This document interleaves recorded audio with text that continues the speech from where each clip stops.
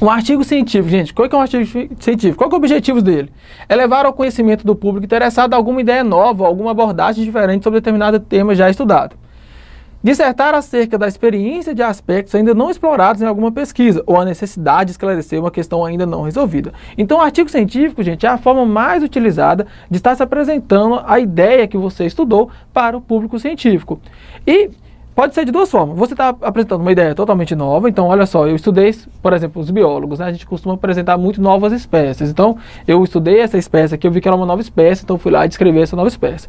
Olha, beleza, descrevi uma nova espécie, ela tem um nome novo, então isso aqui é novo para a ciência, estou apresentando uma nova coisa para a ciência, estou apresentando essa espécie, que eu acabei de estudá-la para a ciência.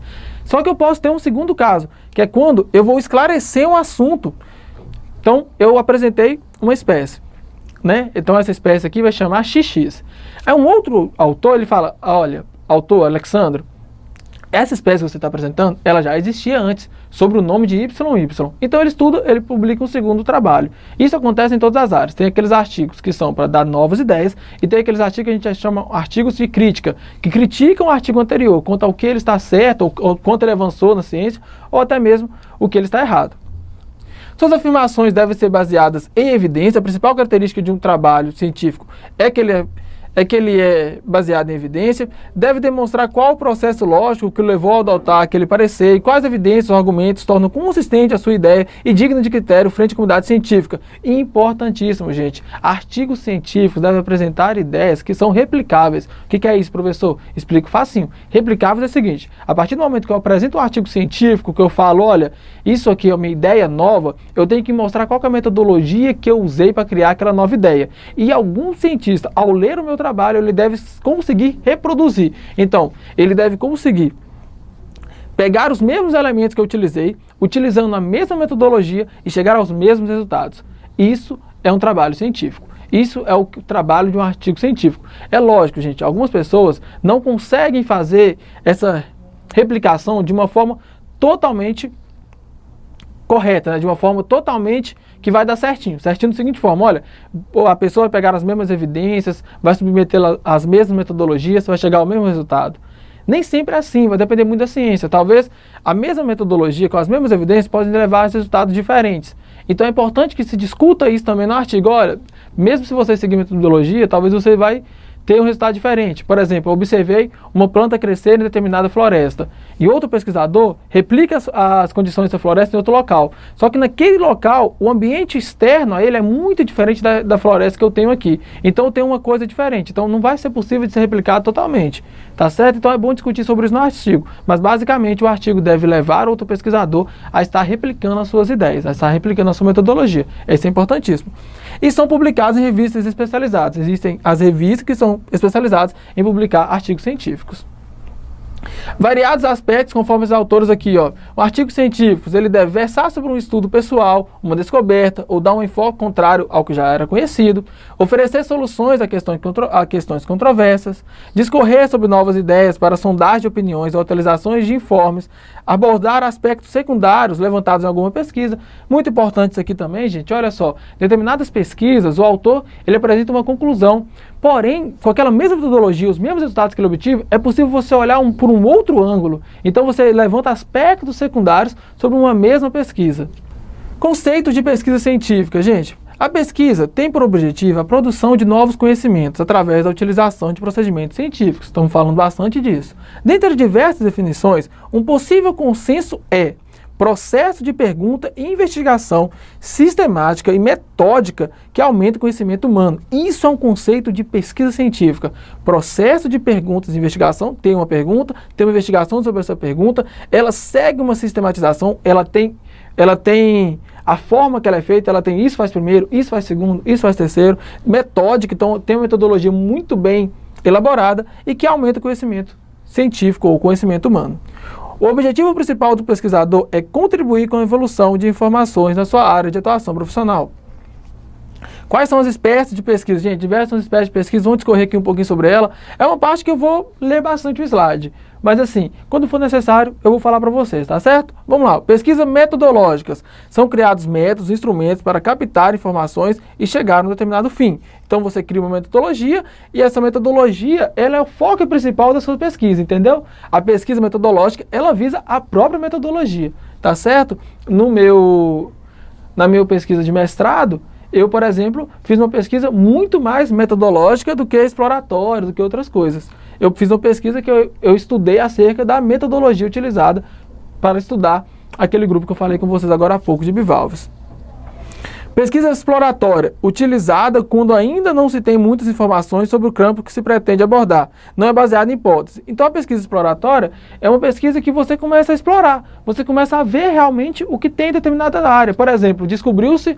É lógico que hoje em dia, com os satélites que nós temos, isso é muito raro de acontecer, mas ainda pode acontecer, tá, gente? Descobriu-se uma nova floresta no mundo, ou um novo tipo de vegetação no mundo.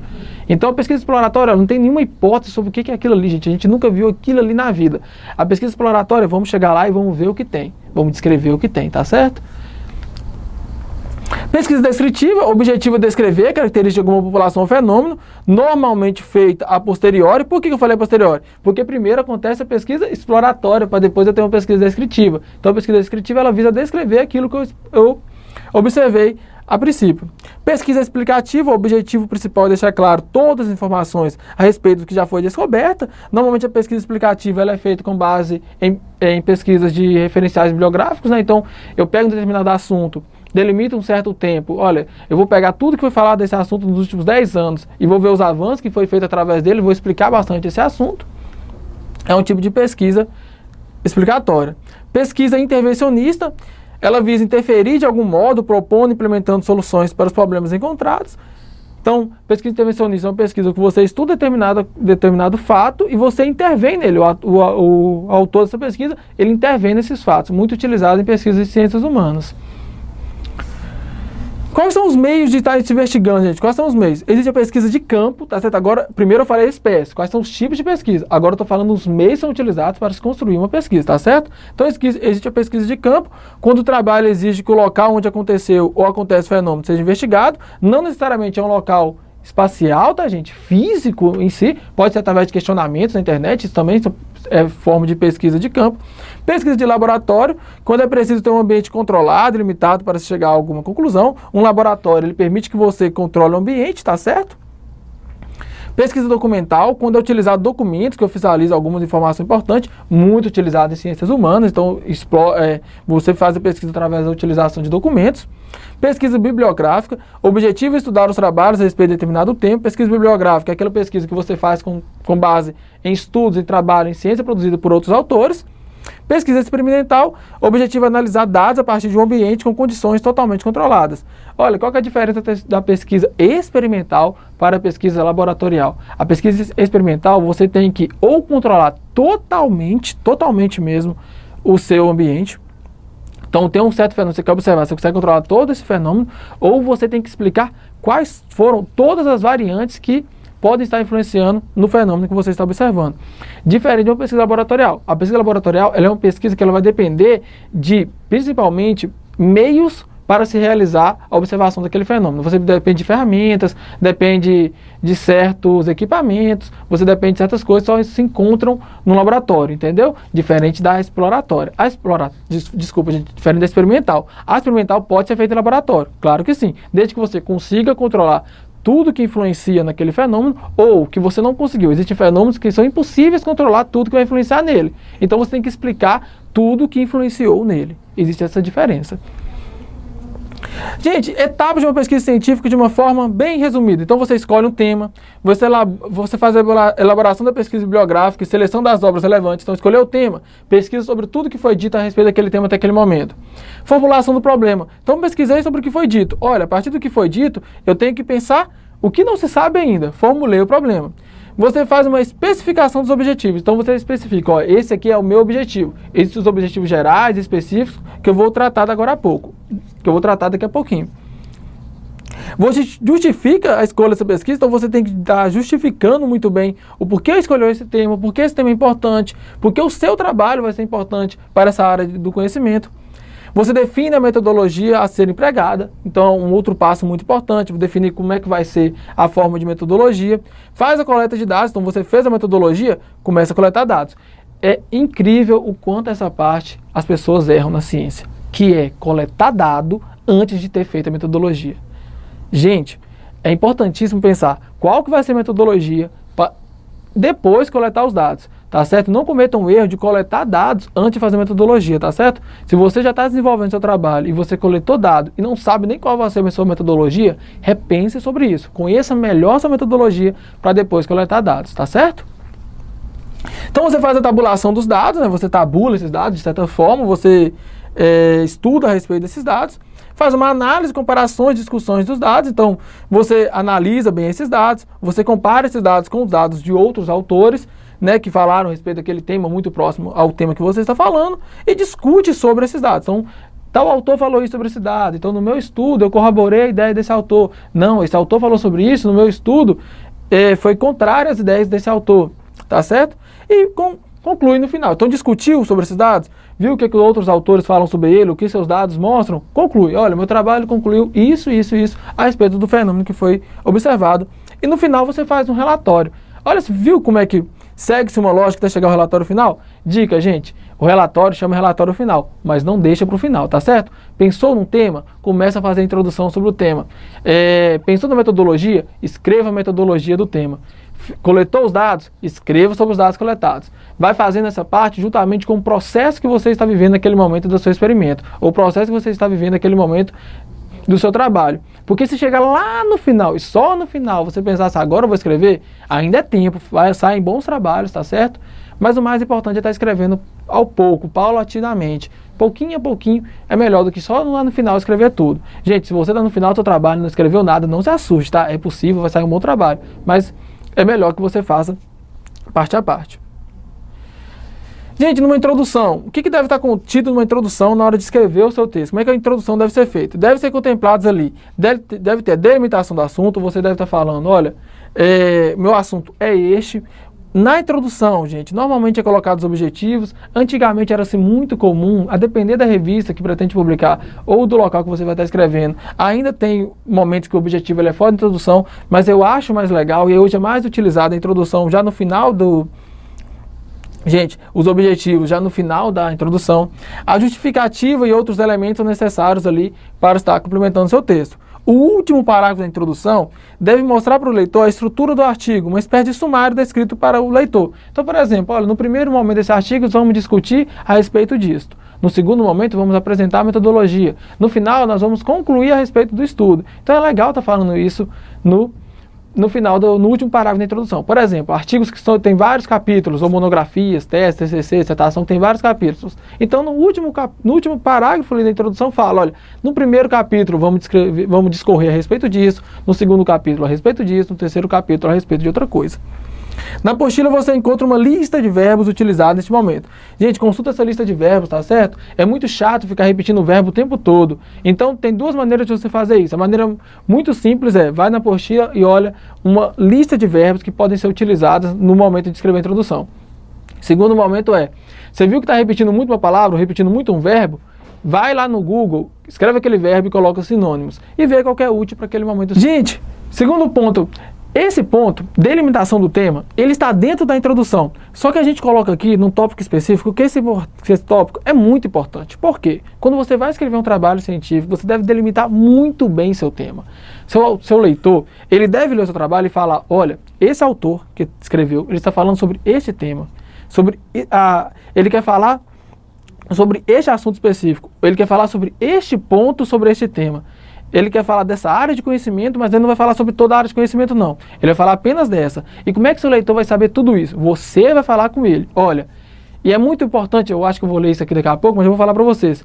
Comece falando do macro, depois você vai falar do micro. O que é isso, gente? Vou dar o exemplo do que eu fiz durante a minha dissertação. Eu falei com vocês que eu trabalhei com um grupo, um gênero de bivalves, um agrupamento de espécies. Bivalves, um grupo de moluscos. Então, no início, eu comecei a falar sobre os moluscos.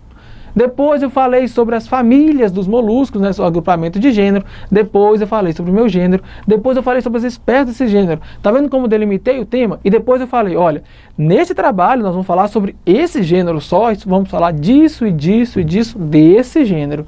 Tá certo o que é delimitar tema? Então, é isso.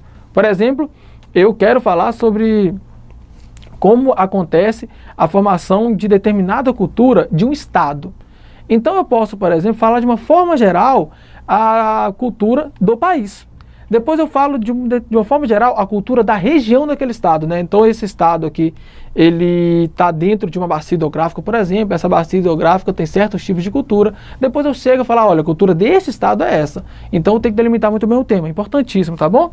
Então olha, primeiro prazo no trabalho científico e um dos mais difíceis. Gente, é muito difícil delimitar o tema, porque você pode levar o seu leitor a pensar que seu tema é muito mais amplo ou muito mais simples do que você está querendo dizer, quando na verdade você está querendo dizer só apenas aquilo, né? A escolha pode ser decisiva para a carreira profissional. Por que eu estou dizendo isso aqui, gente?